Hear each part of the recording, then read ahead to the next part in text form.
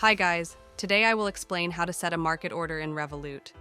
This process is really simple and really easy.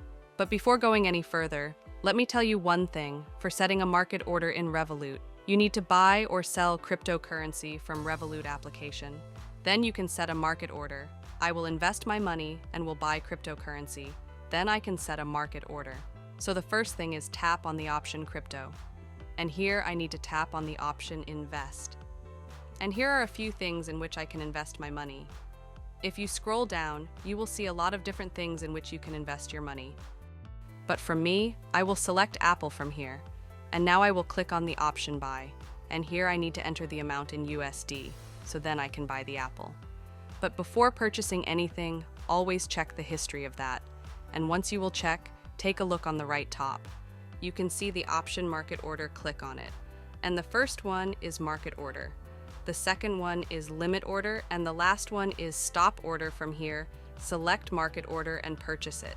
And also when you will try to sell something, also you can set a market order. And it was a primary way by which you can set a market order in Revolut.